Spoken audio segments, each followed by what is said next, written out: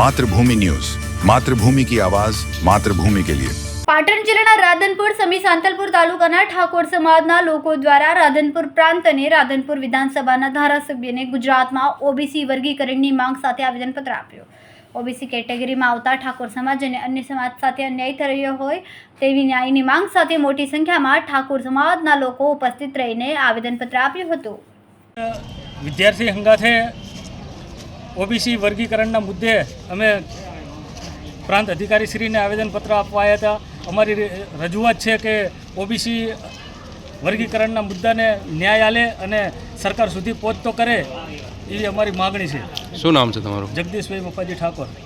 રોજ રાધનપુર પ્રાંત અધિકારી સાહેબને અમે આવેદન આપવા આવ્યા છીએ કે ગુજરાતનું ઓબીસીનું વર્ગીકરણ કરવામાં આવે।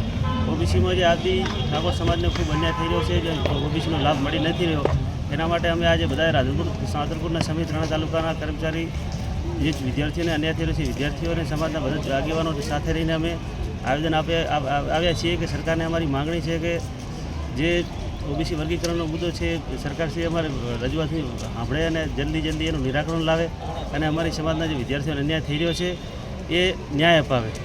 શું નામ તમારું? મારું નામ લીલાધરજી ઠાકોર, એક્સ-આર્મી, રાધનપુર।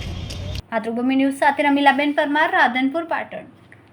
ખૂબ જ ટૂંકા સમયમાં માતૃભૂમિ ન્યૂઝ ઓટીટી પ્લેટફોર્મ અને મેગા સિટીમાં કેબલ નેટવર્ક સાથે જોડાઈ જશે, તો જોતા રહો માતૃભૂમિ ન્યૂઝ।